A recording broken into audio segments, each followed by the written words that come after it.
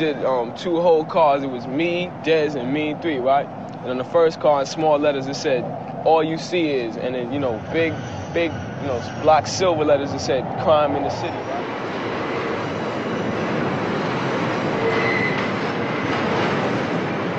At the Grand Concourse 149th Street station in the Bronx, graffiti writers gather at what they call the writer's bench.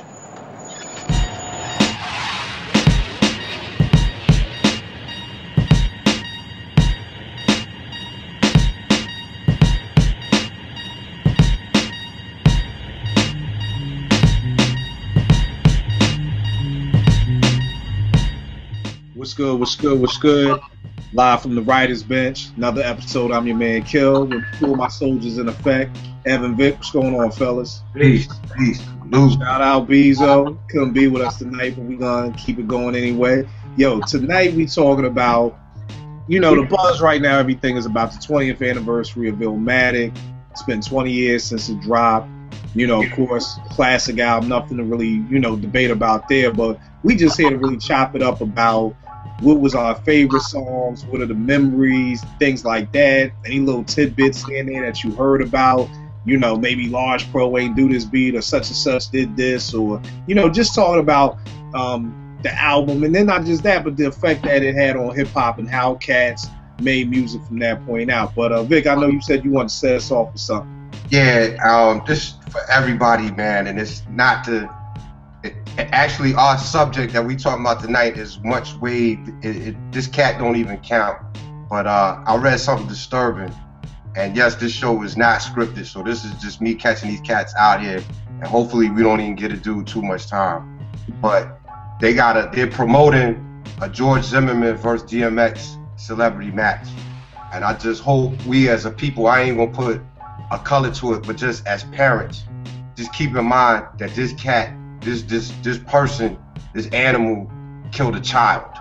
Right. Let's not ever lose sight of that. And you know, it's like L.E.S said, because I was rapping to him about it, and they got the nerve to call it a celebrity boxing match. This fiend is not to be celebrated at all. So, you know, I said my piece about it, man. I just wanted to put that out there. Actually, I let it upset me today, and I really shouldn't have. You know what I'm saying? So. Thank you. No doubt, man. It's definitely something that could be a topic right there on the bench, to be honest with you. But, you know, like you said, not to give dude too much pub or whatever. But all right, Vic, since you already talking, you set it off. What was your first introduction to Nasty Nas? I was on the rock. I was in Japan, and I always told Ev, like, when you're in the service, it's almost like a beautiful thing, off duty wise, because you got so many cats coming from so many different places that you get to hear so many different things. And one of the few things we had out there that when it wasn't somebody that just came fresh from the world, we could get the source out there. And I just remember, you know, they had the Illmatic joint on there, and it was the 5 mics. I think I saw the article about it before I got to hear the joint. So, you know, I'm like, well, damn, you know, what is this? And I just remember I had this compilation with Live at the Barbecue, and it had Nas on it. And I had always dug his verse on that joint.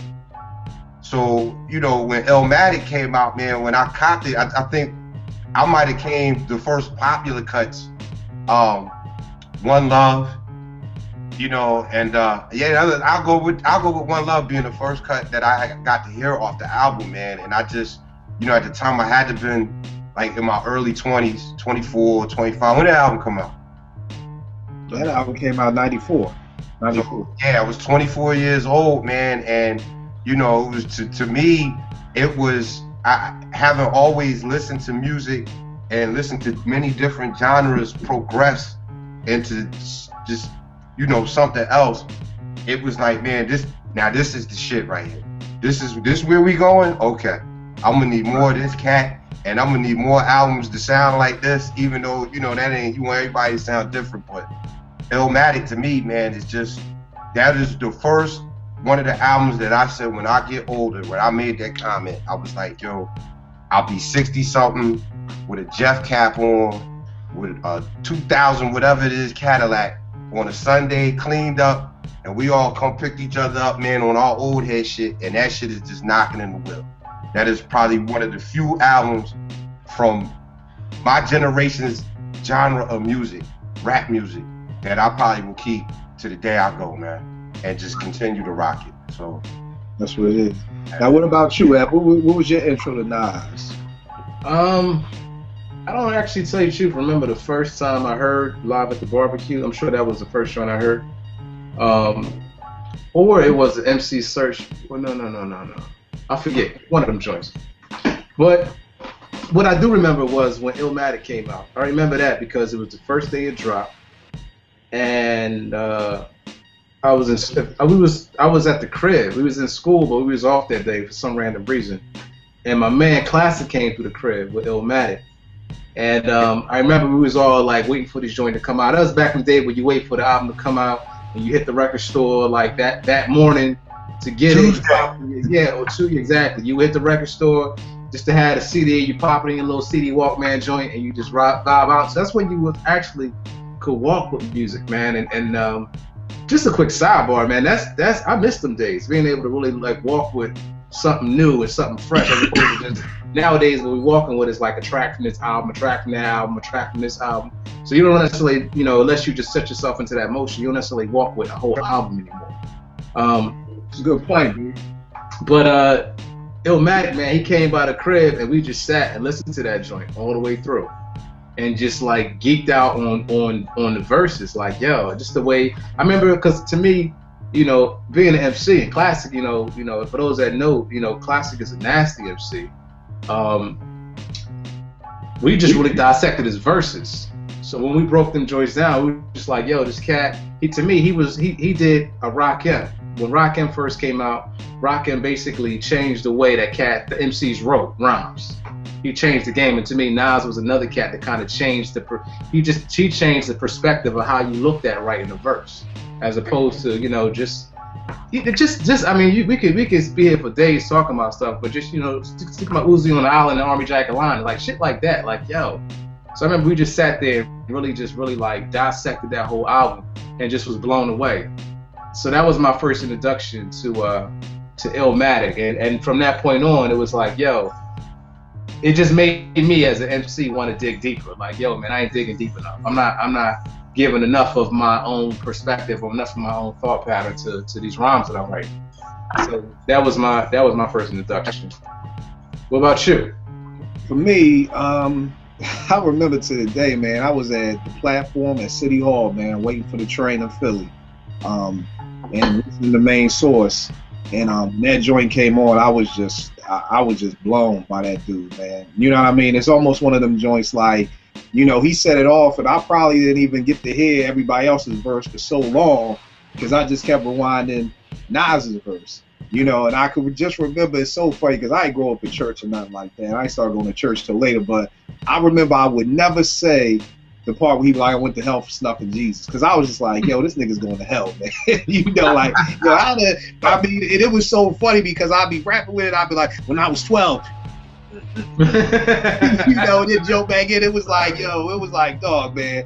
And I think that was, I always said like Nas was ill, but I always used to think like he was like the Howard Stern of MCs. Like, and what I mean by that, like he'd always say something for shock value. You know what I mean? Like when the joint with Search, where he was like, I'm waving automatic guns at nuns. Like he always was saying something sacrilegious, like almost to get a rise out of you, like just for niggas to be like, oh shit, that nigga said he waving guns at nuns. Nowadays that ain't nothing, but back in our days, for saying you would, I mean, NWA said some outlandish stuff in their days, but they never brought Jesus' name into it. You know what I mean? So I just remember hearing that verse and just being blown. And then, anytime I would see Nas, it was almost just like, because I probably wouldn't, I would have listened to it Back to the Grill again, which, Red Hot Lovertone, Chubb Rock, and Search. I would have heard it, but I wouldn't have been looking at it like for it the way it was. But I just see Nas's name and it was like, oh, dude is back, and everything like that. And then with Illmatic, by that time I was at Morgan, and I was like working at the radio station. So I was hearing bits and pieces here and there. But I remember being at the radio station at 88.9 the first time I went up there to intern, and my man Benny B was editing up The World Is Yours. Like he had got it on like a sampler cassette or something like that. And I was just like, again, it was almost like, which World Is Yours is this? Is it the original?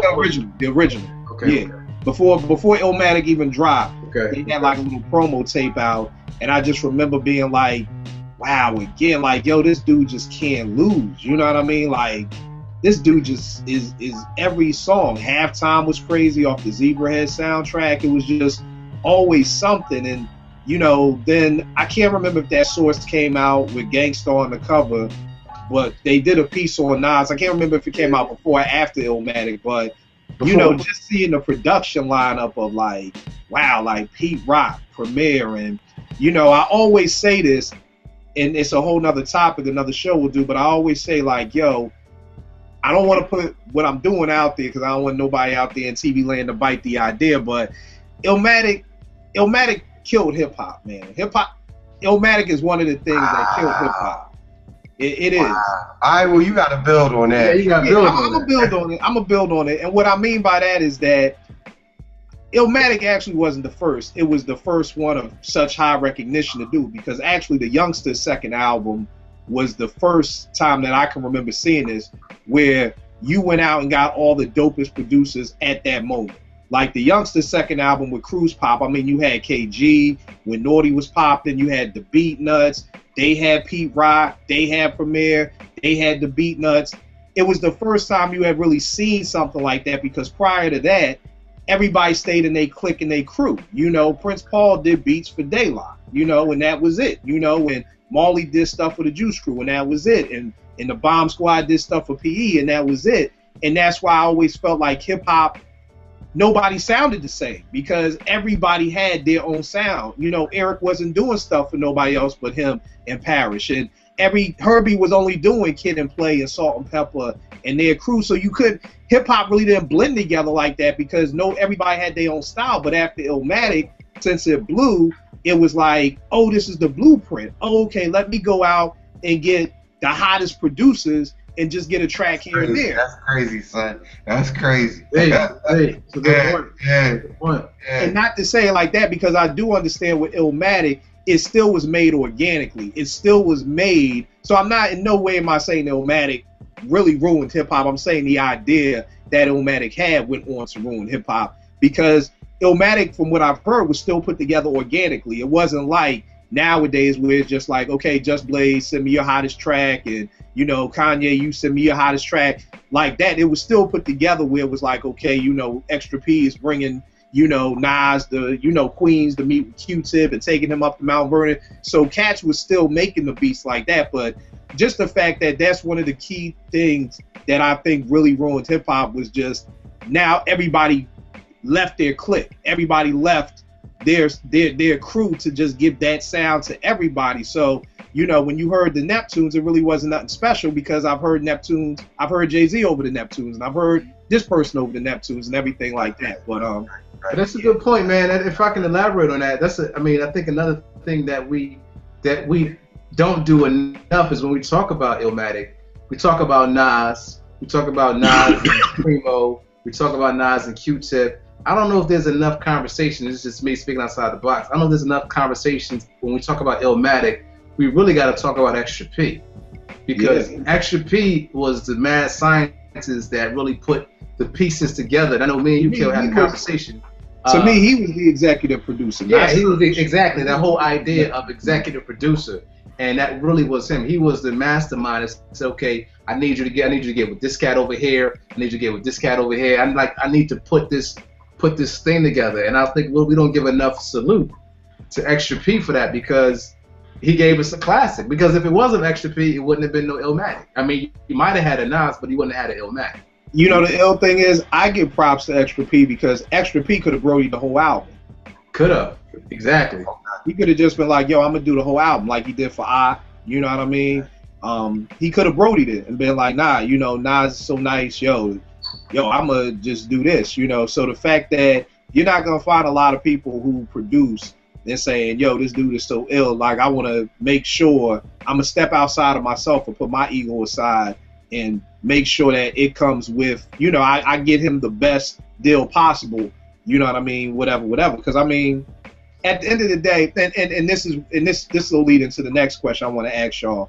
What are y'all, if you had to say, what is your favorite track off of Illmatic? And Vic, you can set us off. I'm gonna go with Life's a Bitch. I'm gonna go with that, man, because not only the sample, you know, it was just crazy, the Gap Band joint, but and really not so much. This is crazy, man. Not to take nothing away from Nasir, but I think it was the AZ part. Yeah, you know, the AZ part on there, man, was just, you know, and just the song, the AZ part, and you know, I'm thankful for life, man. And a lot of times, you know, you be in grimy mode, man, more than you be in happy mode, you know. And that song just it can bring me out of grimy mode to happy mode, man. And I know I definitely, every time I get to celebrate another year of life on the planet, I'll play that, man. And that just, to me, is one of it's just a dope New York style, grown up type of joint, man. You know what I mean? You could just play it. I mean, it's just playable, man. And it sound good in your will, and you know, you could be chilling with your peoples and it come on and everybody's just cool. That song on there just does it for me, man. It's gotta be Life's a Bitch, man.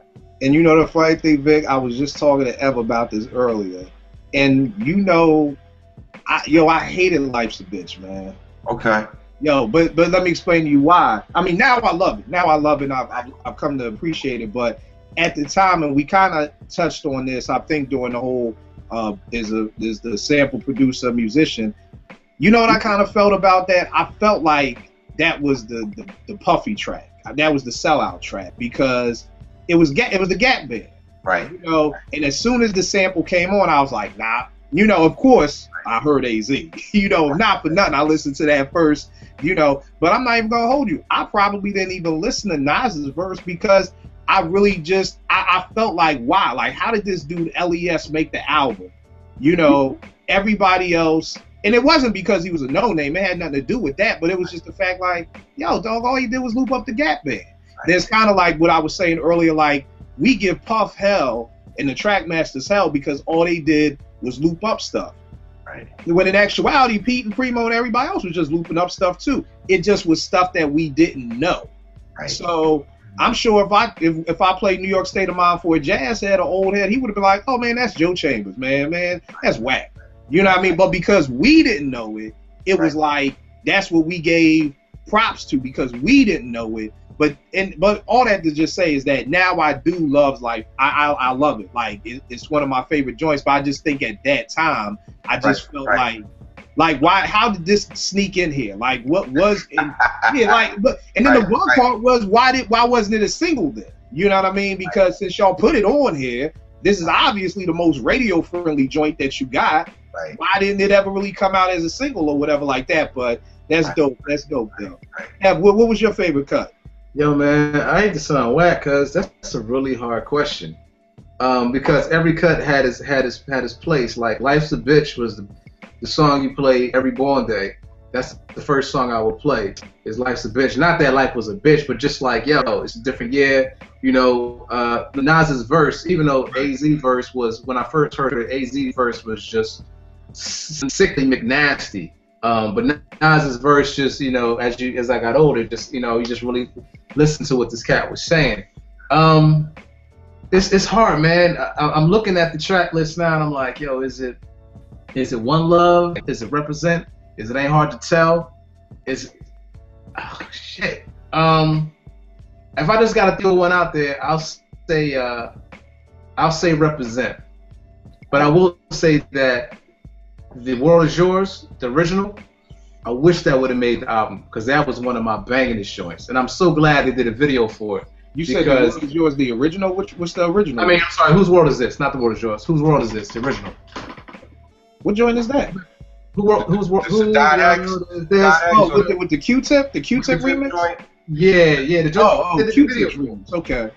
Yeah, the joint they had the video for. I was so glad that because you know they had the video for both of them. Yeah. I know that the joint, the Pete Rock joint. Yeah, not the one with him in the stairs walking around, not that joint. I'm talking the one with the cat that was running, and you got he was in the actual legend, put the tape in the shit. Yo, right. Man, that was just a banging ass track. And I remember when I first heard pieces of Illmatic, I heard that version. So I didn't hear the Pete Rock joint till the actual album came out. So that was, that was definitely one of the ones I wish would have made it in there. But if I'm gonna throw it out, I would say I'm really stuck. I'm just gonna throw Represent out there because I just like the way he laid as an MC, the way he laid inside of that Primo beat, and he just rode that beat for everything he had was just to me. I just really applauded him for that. So I just throw Represent in there. Yeah, and for me, it's New York State of Mind, man. Mm-hmm. You know what I mean? Like that joint, I just felt like he painted the most vivid picture of just hood life. You know what I mean? Laughing at bass heads trying to sell some broken amps. Like, it's like he just painted this picture of just like any neighborhood. You know what I mean? One of my homeboys, when I first started working out here in Southeast, this white dude was like, he was like asking me how I was growing up in Philly and everything like that. And I just played him New York State of Mind, man. Yo, just close your eyes and listen to what this dude is saying. And he's not just talking about New York. That's just growing up in any hood, man. And it's just one of those joints that, I think that's just one of Nas's illest talents is that when he rhymes, it's just like, it's just a picture being painted for you. It's almost like watching a motion picture. You know what I mean? So I definitely gotta say New York State of Mind. And with probably, I love the joint. It wasn't on the album, but I love the Extra P remix of It Ain't Hard to Tell. I was gonna say, man, when he flipped the Biz sample. And everybody was thinking Biz was saying Nas is the king of disco, and it was highly recognized as the king of disco. And so just the way that Extra P, I always love when producers do that, whether it's Dilla with players or whenever there's a play on words, and it's like, because I remember me and Cool DJ Frank heard it, we was like, yo, when do Biz say Nas? Like, when is that? And then it was just like, oh snap, this dude took the recognize as the king of disco and flipped it. So I thought that was dope too. But tell me this, y'all. What do you think? Like, Ev, you being an MC, like you said, it was almost like Rakim coming again, and it was step up time and everything like that. What do you think is Nas's illest attribute as an MC? Nas has perfected the run-on sentence in verse, and when I say that, is basically if you dissect some of his verses, he would end one verse and begin another verse all in the same, like, so by the time he gets to the end of one bar, that was already the start. Even though he's rhyming in this section, he's already starting for the next one. And I don't know if that makes, if I'm clear, my clarity is good as far as what I'm trying to give, but I think it's a couple of places that you'll see him do it. One is on Raekwon's joint. Through the lights, cameras, and action, glamour, glitters, and gold, I unfold the scroll, plant, seed to stampede the globe when I'm deceased. So you're thinking when I'm deceased is part of, I'm planting seeds to stampede the globe when I'm dead. But he's already on to the next verse. When I'm deceased, by any means, rise like keys to conquer peace, leading savages to roam in the streets, live on the run. It's just like he just has some really beautiful ways of putting words together. I think, it's things that I really check for MCs. Just to step back to Rakim. Rakim was a cat that, back during the time, everybody was just rhyming at the end of their, I guess that would be considered the second bar. But, da da da da da da da bat, da da da da da da da da da hat. But Rakim, he was like, yo, I can actually rhyme inside of these bars. I ain't got to wait till I get here. Nas's thing was not only just, perfecting the run-on sentence, but just his perspective, the way that he thought, and he written, like the way he worded things was so, he was a poet. He wasn't a rapper. He was truly a poet, and he was like writing on some like haiku type shit, but it was hip hop. And I think, having somebody come and write from that perspective, I hadn't known, to me, and anybody before him that will come and write from that perspective, of sitting on the park bench and talking about, you know, what the young cat is doing, what's probably going on through his mind. Just like the way, like you said, the way he would paint a picture. And some cats are beautiful at the way they do it, but I think Nas just really like executed it well. So Ev, is it fair to have that discussion, greatest MC, knowing like technical stuff? Like there's technical things involved with being MC. I mean, us as a fan, we get caught up in radio play and a video, and I'm at the club and the shit just was extra loud. But then what you just broke down, which me not being an MC, I'm like, oh wow, you know what I'm saying? Like, damn, I didn't know it was that deep. I'm with the da-da-da-da-da back, da-da-da-da-da hat. I didn't know, you know, it went down like that. So is it fair to throw him with all these other cats?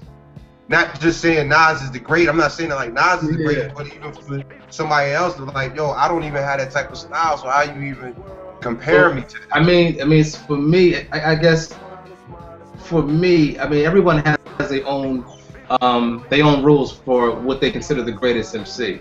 For me, I have to bring technicality into it because it plays such a huge part as far as who this person is. Now, don't get me wrong, you know, time and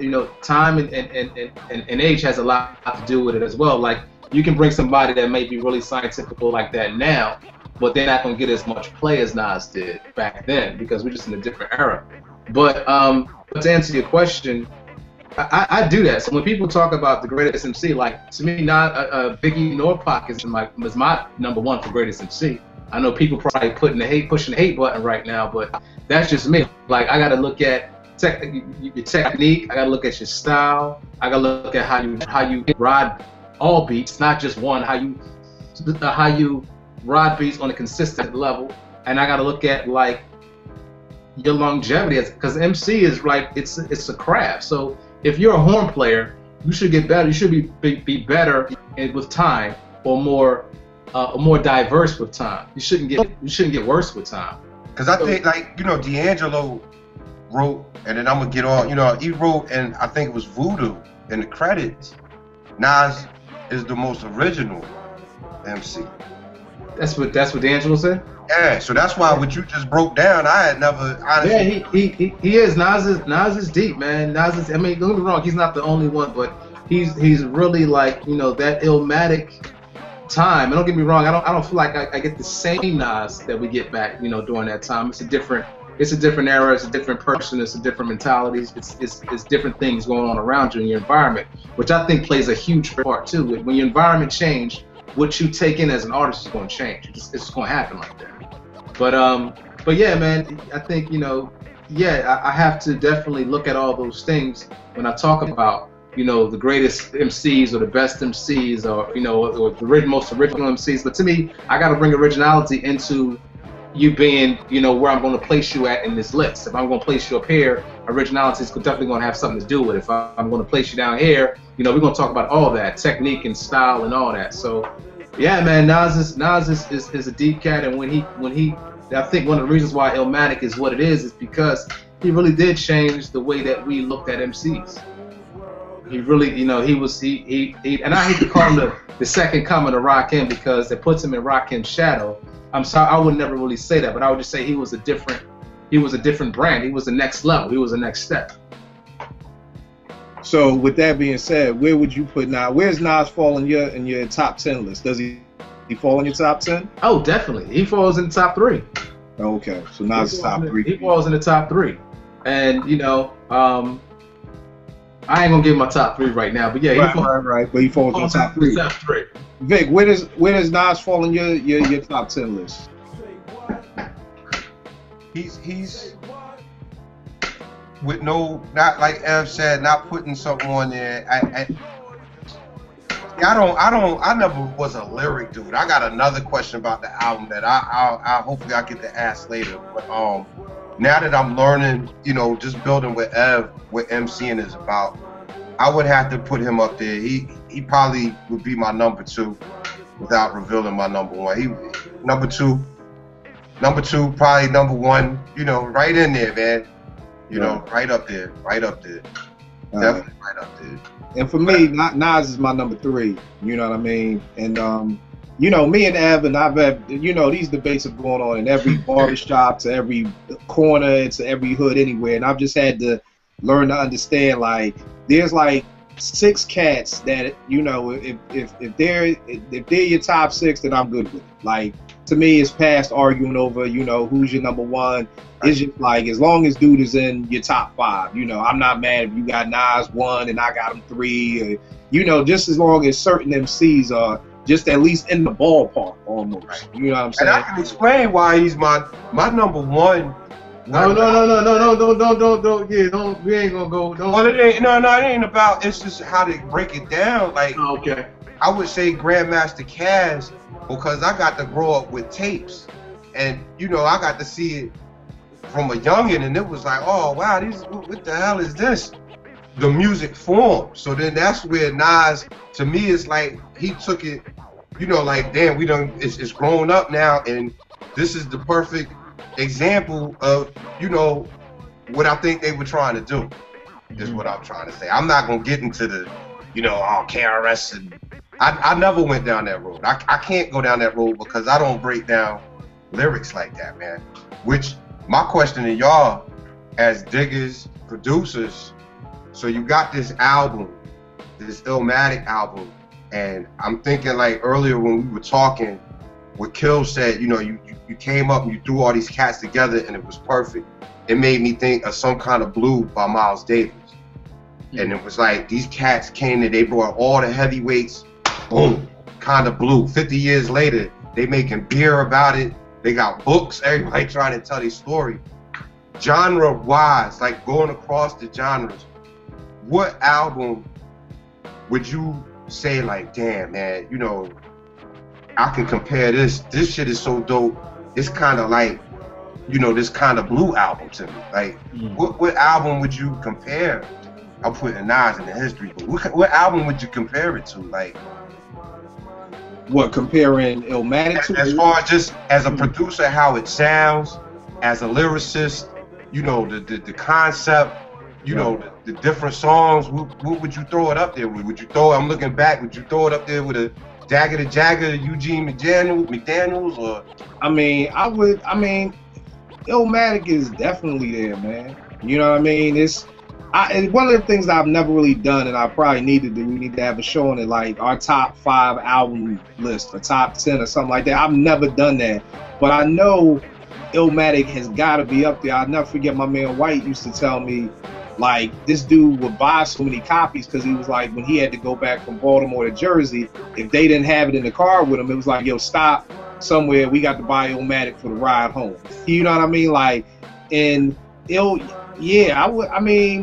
I think the illest thing about Illmatic was that it was, like I said, the first time all those producers came together on a bigger scale, but it was really organic. Like, everybody worked together. Like, I remember hearing the original To Represent, and Primo had done like a straight, like a jazz loop, like with the bass line, like some old, you know, like some old circa 89, 90 Step in the Arena type beat, right. You know, and I you know, all the little stories about, yo, you know, Primo heard Pete Come With The World Is Yours. He was like, nah, I got to go back in and redo my joint, you know. So it's kind of like what Vic was talking about last week with him and Ye. You kind of had that friendly competition with each other. Like, yo, I got to bring my A game because I'm banging with the heavy hitters right now. So it wasn't like Primo just sent Nas 10 beats and told him to pick 3 and kept it moving. You know, it was like, we're tailor making this album for you, you know. And to me, that's what made it so dope. I think the problem is when people just was like, yo, send me a beat CD and I'll just pick the ones I want. Like, if Just Blaze and the Neptunes and all these heavy hitters will come together and tailor make beats for dude, stuff probably would be as dope, you know, as Illmatic. You know what I mean? But to answer your question, yeah, Illmatic is right there. I mean, I still play it to this day. My only beef that used to be with Illmatic, and it's funny, was that I always was mad because it was only 9 songs. You know what I'm saying? And I felt jerked because I'm like, I already heard Halftime, so it was really only 8 songs. You know what I mean? But as time is going on, and you know, if y'all remember back in maybe 94, 95, like, cats started getting outrageous with albums. Like, I remember Das Effect's 3rd album, Hold It Down, had like 19 cuts on it. I'm like, dog, this is too much. Like, that's actually what made that album kind of not get a good rating from me, was because I'm like, yo, if y'all would have just took the best 12, yo, you got a 5 mic album here, but y'all wanted to just keep it going. And now that I'm older, it's like, yo, Illmatic was just perfect. Like, you know, it's one of those things where, like, I don't even know. I mean, just, you know, just so I could hear it, I'd want to hear maybe a song that was left off or a remix we never heard, but I almost feel like that thing was just perfect. You know what I mean? Like, it was good with them 9 tracks, but I remember being mad, like, because at the time, everybody was coming out with 13, 14, you know, and it was kind of like, this almost damn near EP, not an album, but now it's like, I can, you know, even like with Maxwell's last album, the Black Summer Night joint, when people was mad it was only 9, I was good. I'm like, yo, 9 is good. I'm not mad at it. It's a good number, good quality music. I'm good. Me and my man always brought that up. We was always like, yo, it's 9 songs, but that was like perfect to us. Right. Like, boom, he just did it in 9 songs. Like you said, you get an album, 15 songs, 20 skits. Right, you know, exactly. Like, oh man, come on, son. This is like, yo, this is overkill, man. And another interesting fact I dug about it, The World Is Yours, how they flipped that in Belly at the end when he was talking to the kid. Yeah. But no, I thought he flipped the One Love when he said, you know, he was sitting on the park benches, and as I wrote, that's what it is. One love, not The World Is Yours. One love. How he flipped One Love, man. Well, yo, I want to answer your question though. I don't get away from your question. I want to put my joint in there. Okay. I would compare Illmatic to Innervisions, Stevie Wonder. That would be my compare. If I had to compare it to something in a different genre, I would do Innervisions, because I think Innervisions was one of them type joints, man. It was in your community, and it described your community to a T. Even on a deeper level, and I feel like Illmatic did the same thing. It described the hip hop world, man. Like, you know, regardless of where you lived at, you knew what he was talking about. Okay. So yeah, that would be my job. Okay, Innervisions. Yeah, that's okay. Yeah. Okay, mine is kind of blue, man. I would go on to say kind of blue, and I hope that 50 years down the road, you know, they make a beer and a book come out, and you know, everybody get their piece on it, just like we did with Kind of Blue, man. You know what I'm saying? I hope we get that with this joint, because it really is, you know, if you haven't heard it, which I can't imagine, but maybe there is somebody out there that hasn't, man, you definitely need to cop it. I even went and copped the album, and it made it better, because on the wax, it's the 41st side and the 40th side. It ain't A and B. Right. You know what I'm saying? It got the 2 sides of Queensbridge, you know, on there, man. And I'm like, that just made it even crazier to me, man. I'm like, you know. Now, my bad, Vic. I didn't even answer the question right then. I would probably have to say, for me, because I always look at things from a personal standpoint, and Illmatic was just so personal. I could ride with that for days.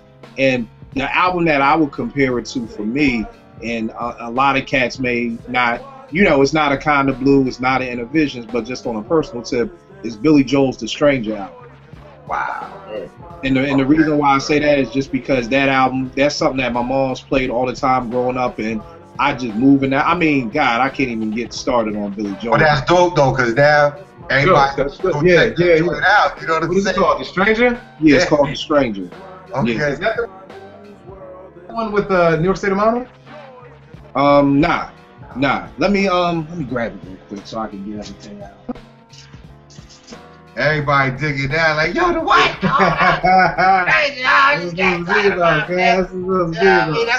know what I mean? It's crazy, man. Just speak about that. That's the only the good Die Young joint. That was just yesterday. I was watching Billy Joel perform New York State of Mind live, and I just forgot how dope that joint was. Yeah. I'm in the New York State of Mind. My joint by Billy Joel, man, is Big Shot. Yeah, this is a joint right here. Okay. Word. Okay. Billy Joel joint. This Moving Out, The Stranger, Just the Way You Are. Yeah, that's it. Restaurant, Vienna, Only the Good Die Young. She's Always a Woman. Word. First Time and Everybody Has a Dream. So like I said, just on some old personal stuff, like, yo, I just love this album. I mean, you know, it's definitely been sampled for some stuff, but that's what I would compare it to, just on a personal level, because like I said, Illmatic is one of those joints. It's funny, when they was growing up, my daughter was growing up, and I'd give her a bath. We'd have our hip hop history lessons, and I would play her different songs. Like I would play a, Biz Going Off. I'd play a Big Daddy Kane's, Long Live the Kane and stuff like that. But then the same token, I would throw on the Billy Joels and the Chicagos and the stuff like that to give her that too. So that to me is what it is. And like I said, just to get on a personal level, not that, this is not one of Billy's biggest albums or his greatest album, but just something that's, real personal to me type thing. Yeah. One more question for y'all too. This might start some controversy. I definitely need Beezo in. And we are probably through conforming. What was the last thing you said, Vic? We are probably prejudiced through conforming, because the question I'm gonna ask the East Coast, West Coast question. My man compared Ready to Die to the Chronic. Was that what we was talking about, Ev? But he was like Ready to Die, or was it Illmatic? He was like, our Illmatic was the West Coast. I think it was Ready to Die. Ready to Die. So what Illmatic, because at that time that shit was jumping off, did the West Coast even have something comparable to Illmatic, man? Yo, you know what? I think we had a show with Kills Man from the West Coast was on here, and did that question come up during that show? I don't think so. I think something like that came up, but I don't think it was that question.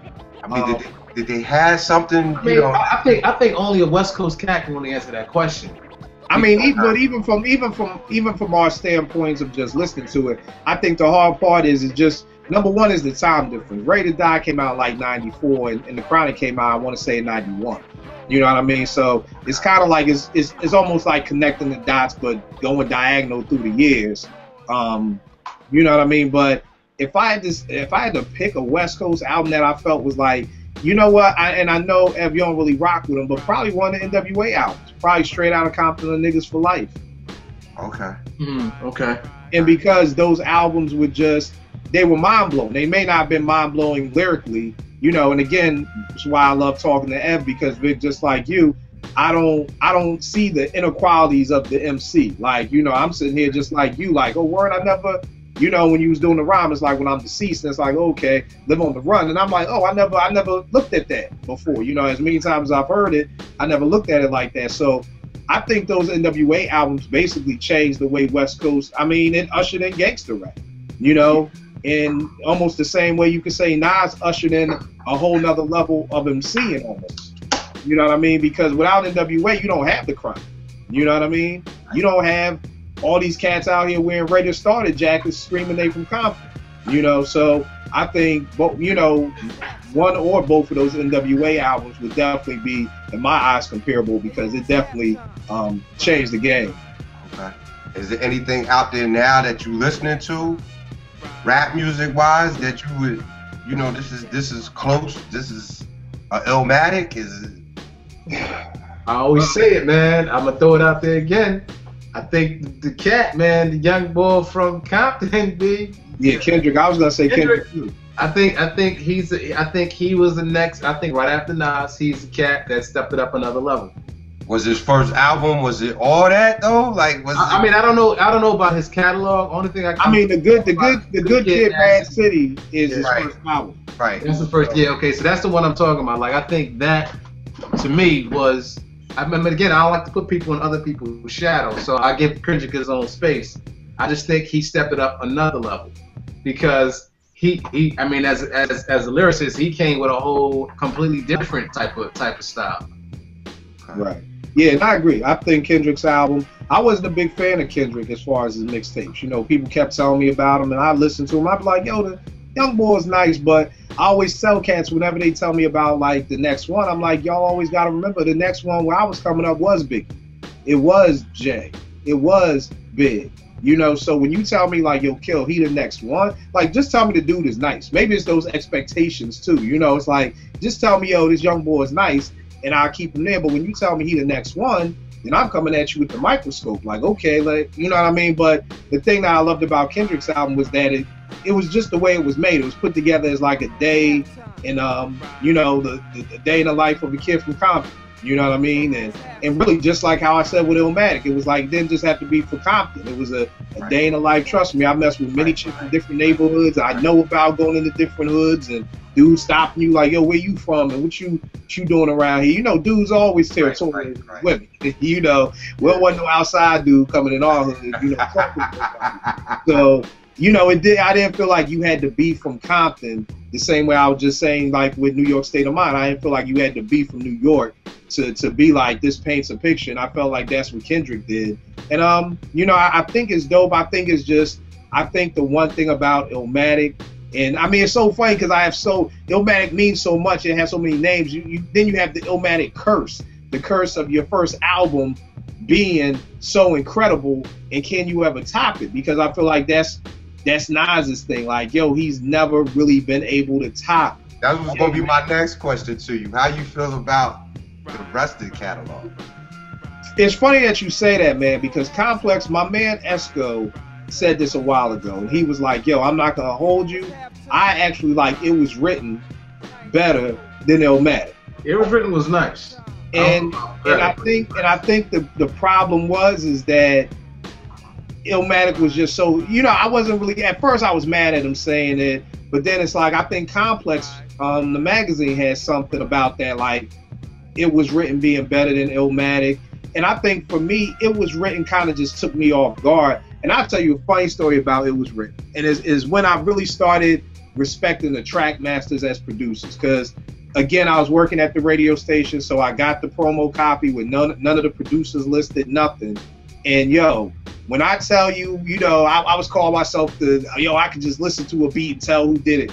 Yo, dog, I had Premier doing like 3 joints on It Was Written. I had RZA doing like 2. I was like, oh, that's Pete, you know, like, and I was just, and I finally got the credits. I was like, yo, I gotta take my hat off to the track masters, because that joint Shootouts with that dun dun dun dun dun, that joint, yo, B, I knew that was RZA.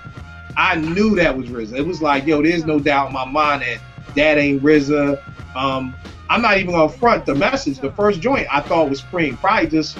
And now looking back at it, you know, I'm like, there's no way that was Cream, but just being a young dude and listening to it. So I never was mad at It Was Written the way a lot of cats were. Like, a lot of cats act like that was just the worst album ever. Like, it was the worst follow-up ever. I think it just had a different sound. If y'all ever get a chance, go to, I think it was complex.com. They had the making of It Was Written up there.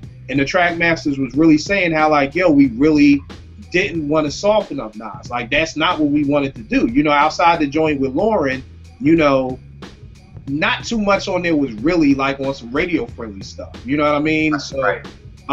Yeah, I mean, then as far as the rest of this discography, I just feel like Nas got caught up in, you know, trying to do his thing, man. You know, Nas came out at a time when hip hop was changing, man. It came out at a time when he was like maybe the last one to put out that boom bap before, you know, Puff and them came with the shiny suits and the, you know, stuff like that. So I feel like, you know, he wanted to be known, and I've always read this from Quest, and he was saying something about he was at the Source Awards in '95, and when Biggie won for Lyricist of the Year, and he said he just looked at Nas and like he just shrunk in his seat, and he said to himself like, yo, his next album ain't gonna be like that, like, you know, because I think everybody at that moment felt like, of course Nas is gonna get, like, this ain't even a close option of who's gonna get Lyricist of the Year.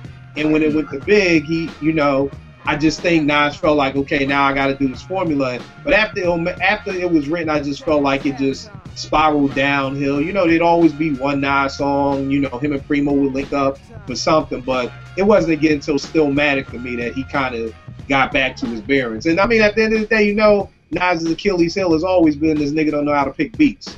You know what I mean? So, I mean, that's been his Achilles heel. I mean, you know, maybe, and that's another one of my things, you know, the death of the executive producer, another thing that killed hip hop.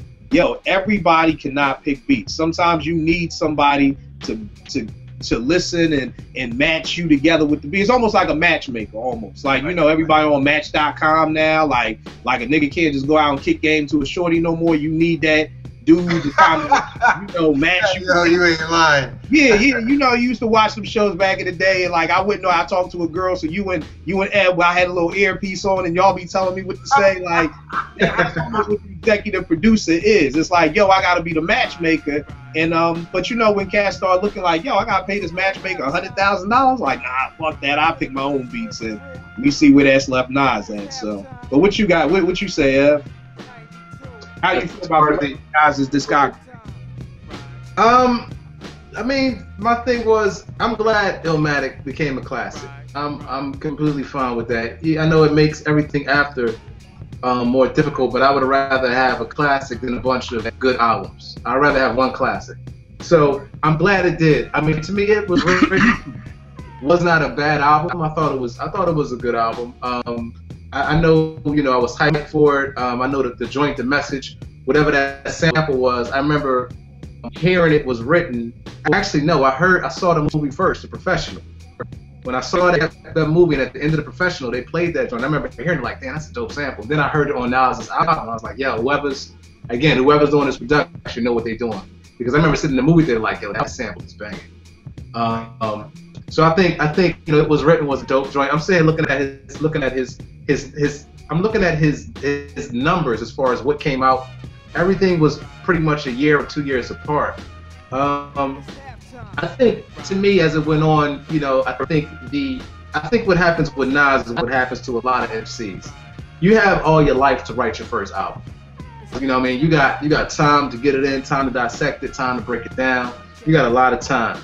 And once you put that out, then at the moment you put out your first album, there's already anticipation for the next one.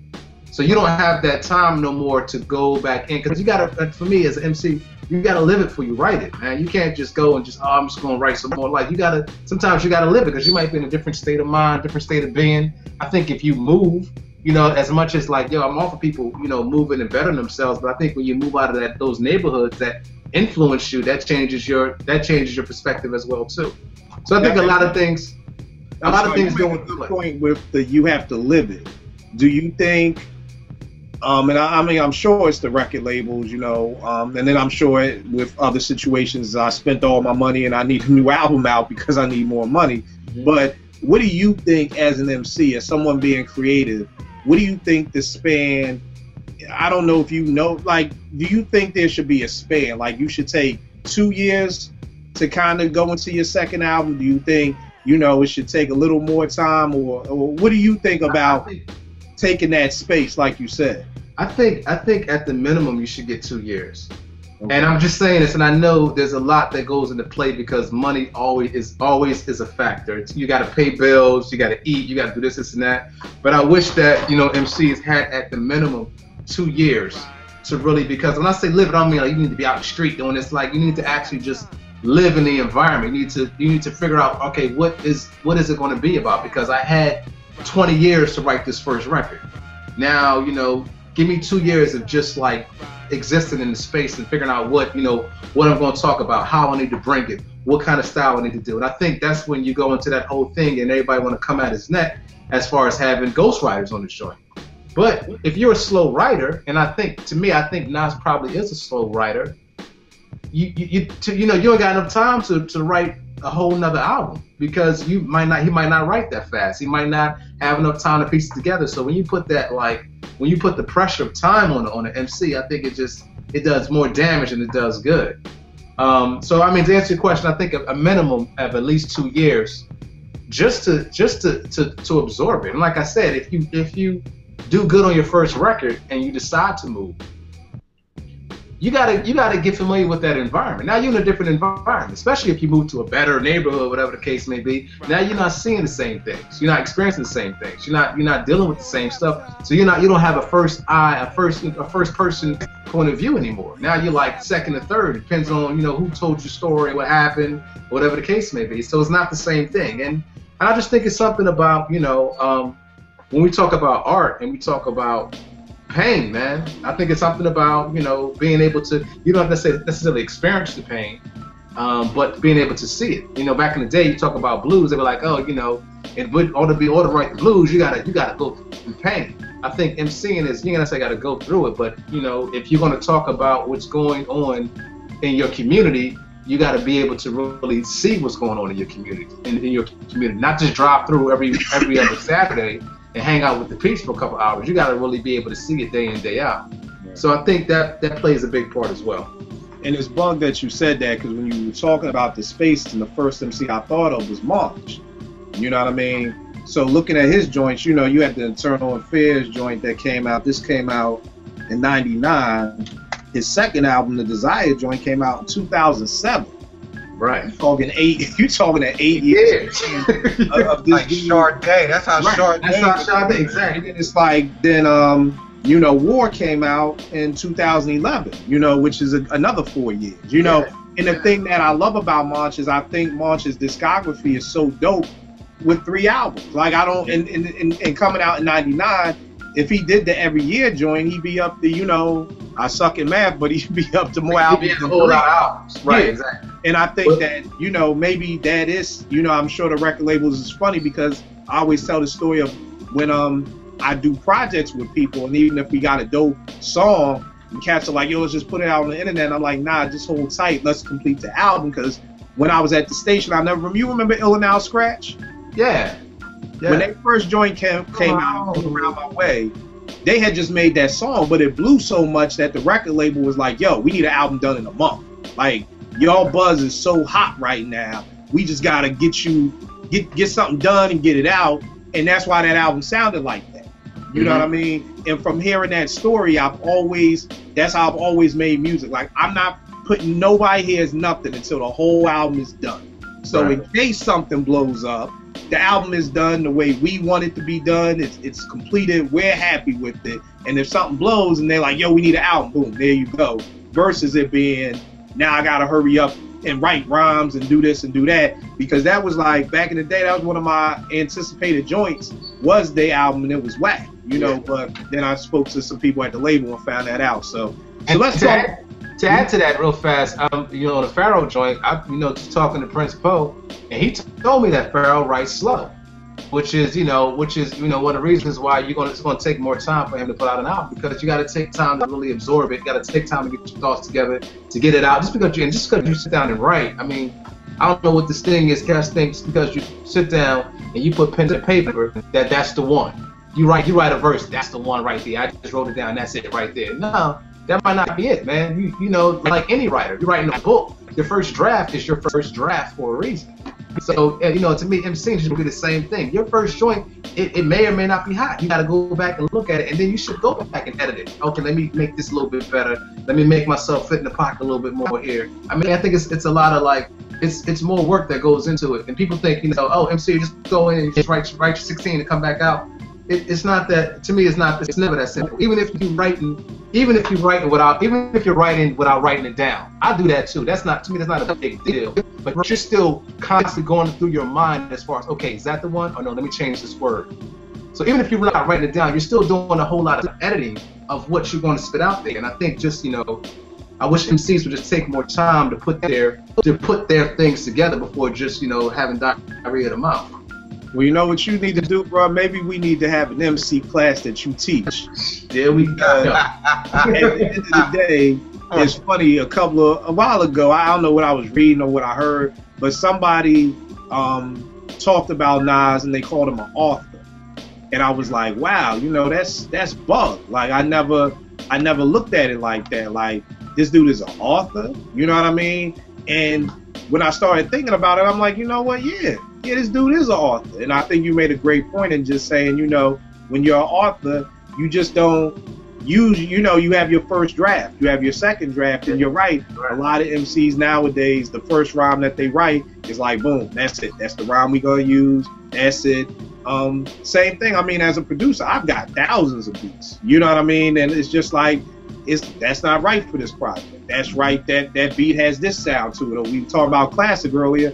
He called me a couple of weeks ago and was like, yo, I'm ready to do it. And I said, fam, I got a nice little stash of beats for you over there. You know, because I know your sound and I know the sound, the type of beats you sound good over. So I think you're bringing a great point where more MCs need to take their time and treat it like that. Now, yo, because it's the 20th anniversary, this is what I don't get. This is the question I want to ask. They're coming out with a 20th anniversary Illmatic joint, double CD, remastered, and the second CD is going to have some joints that we supposedly never heard, but I'm sure we've all heard.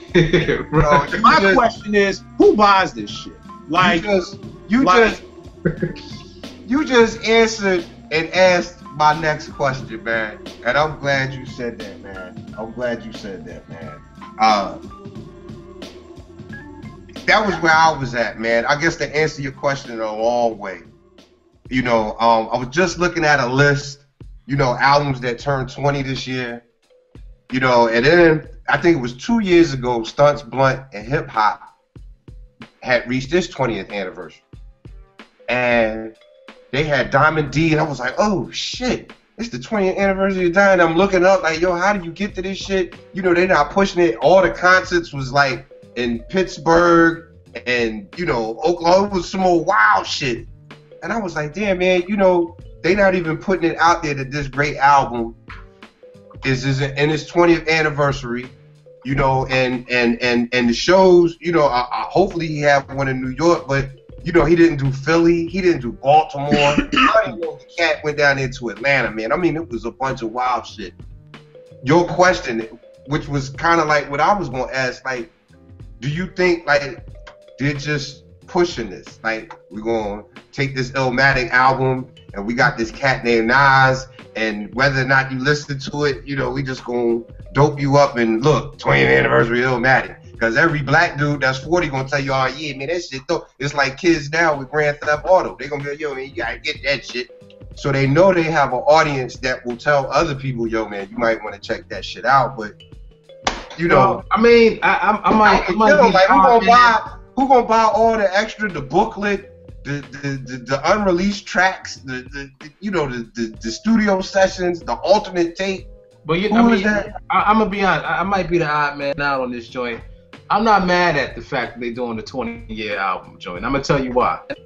Number one, because all right, if Nas can make some more money off a classic album, then why not? You may put it out. You may have a different crowd of people that's gonna pick it up. You know, you might it might reach more into suburbia land than before. Then why not? Another reason why I'm not mad at it is because when I listen to some of the younger MCs nowadays, and they talk about the music that they listen to, or music that their pop or their uncle was playing for them, you hear Illmatic. And you know, and I'm talking about the younger cast, the cast that I'm like, okay, Deuce might be kind of nice, he might be kind of nice. So that's an influence to them, the same way like, you know, Stevie Wonder might be an influence to some of us, or whatever the case may be. So I say, like, you know, if it re-releases and if it reaches more younger cats, I don't, you know, it's a different thought pattern, I guess, of course, with that album, but you know, it may be something that, you know, that gets the younger cats back onto some of the things that we held how can I say, valuable in hip hop. You know, they might get some of those same things again. So if they're able to hear it and able to experience it and really able to take it in, to me, why not? Why not have it? Now, as far as me going to buy it, I don't know if I will go and buy it. Unless, I'll tell you what I would buy, though, if they had some, like, behind the scenes, like, video footage of how that album got put together, like Nas in the studio, and they talk with Extra P, and they talk about, you know, Life's a Bitch, and he's in there with AZ, and AZ's like, yo, I think I'm gonna do my verse like this, and Nas like, yo, like, I wouldn't mind watching that. I would sit and watch some video footage, but do I need to buy the album all over again with the unreleased cuts? I mean, come on, Nas been putting out unreleased cuts since the last 10 years, and it's always stuff that we already got. He got unreleased cuts he ain't even put out. You know what I mean? But it's always the same tracks. It's always the same cuts. So I mean, that's my 2 cents. You know, if it was something different than what I have already, then maybe, yeah, I'll look at it. But I tell you what, though, if he went touring and did Illmatic, yeah, I'm definitely gonna see that show, because I can get the show of just Illmatic. Yeah, why not? I'll do it. See, this is the thing, and this is why I was asking, because you're an engineer, because it seems like cats always, and the reason why I ask who buys this stuff is because I'm like, there's the remastered version, like, for instance, I like the Jungle Brothers Straight Out the Jungle. You hear Questlove tell it, it's one of the most horrible engineered albums ever. But I feel like nowadays, not to really get too much off topic, but when I heard Straight Outta Jungle, I ain't never say, yo, Mike G's voice is higher than Baby Bam, or I don't care. The album's a classic to me. I don't care who engineered it. I think nowadays we work so much sonically that's what we get caught up in. Maybe we took as much time writing the rhymes and making the beats as we do in the mixing it and all of that stuff. We get better product. But just remastering something, I mean, is it gonna sound any better? I mean, I'm not buying it, and that's why I'm saying, who the hell is buying it? Because if a young dude wants to learn about Illmatic right now, boom, it's out. You know, I mean, I feel you saying, like, yo, this is Nas making more money. It's cool. It's like almost how they do. They like, yo, we gonna put Titanic back in the movie theaters and make it 3D. Like, yo, who wants to see that in 3D? Like, oh, we got Jurassic Park back in the movie theaters in 3D. Like, son, I seen the movie. I own the movie. Like, I don't need to go pay again to just see the dinosaur come by my face or whatever like that. So remastering something. Have you ever listened to one of those projects? Like, they do it all the time. Yeah. I mean, I would say it is going to sound different, but I think this whole idea of the need for it to be remastered needs to be looked at, because, you know, we're hip hop. Hip hop is dirt shit.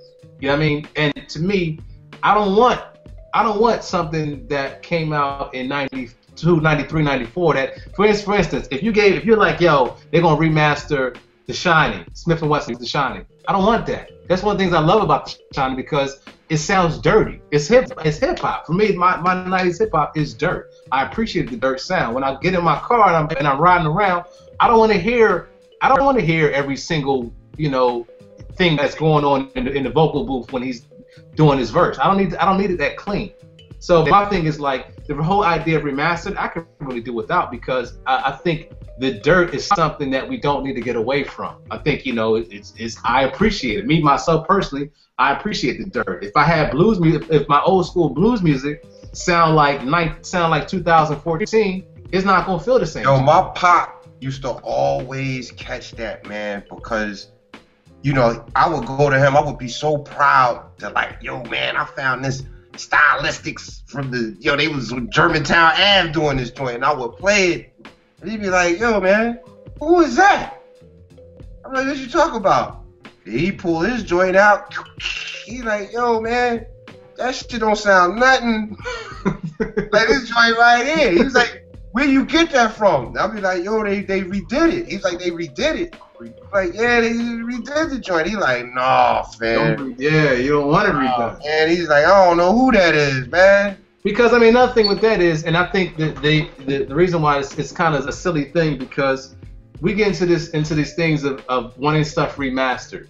But at the same time, for engineers, when you're in the studio, everybody, let's put it through the reel to reel again to get that old school warm sound. But that old school warm sound had dirt on it. So, you know, how you gonna be like, oh, we're gonna clean it up, but yet you like the dirt? Like, you know, cause that's not, you know, I think the remastered is a marketing tool that's put out there to make people go, oh my God, it's gonna be remastered. If it sounds like an MP3, I got a problem. I don't want it to sound like that. Yeah, I mean, I don't need it. I'm under the impression, man, on Wax that they didn't even. It was kind of like a Instinctive Path album. I think the company really didn't put too much value in what they really had. Yo, the album sound horrible. Oh, really? The actual Wax of the whole album, I actually got to put a quarter on the joint, and I got mine is brand new. And when I play it, man, I'm like, yo, this shit just sound bad, man. Yeah. Like, so I don't even think they put. It's a rare album to get because they didn't even put it out there like that. You know what I mean? Yeah.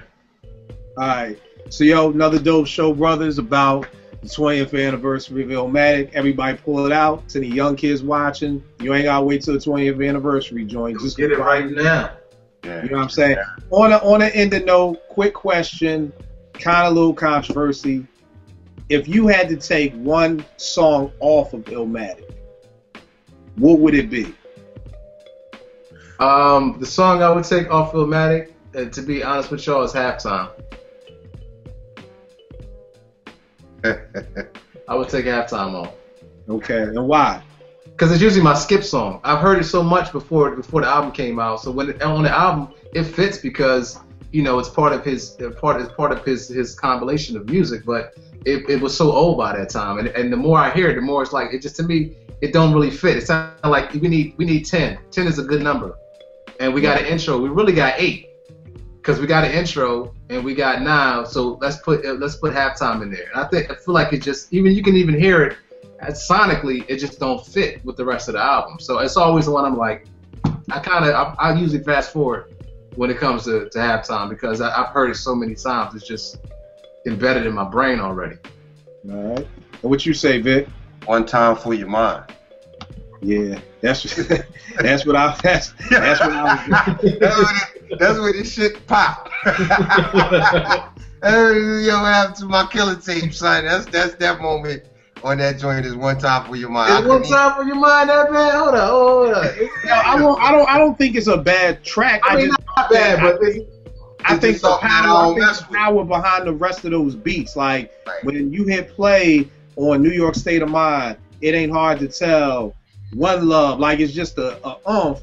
And I mean, I think it fits in on the album. You know, I've never said, oh, One Time for Your Mind is whack. I just think if I had to give up one of that beat alone, I feel like all the other beats can stand by itself without anything over it. Whereas I feel like One Time for Your Mind, like, you know, without, you know, Nas, you know, rhyming over that. I mean, I'm sure I know the words to it, but I'm sure if there's one song that I may not know all the words to, it is. You know what? I feel y'all completely, but I need One Time for Your Mind on it, because it just makes Represent sound that much better to me. So basically, you're saying you want it. It's like you want the cripple kid on your team so you can lose.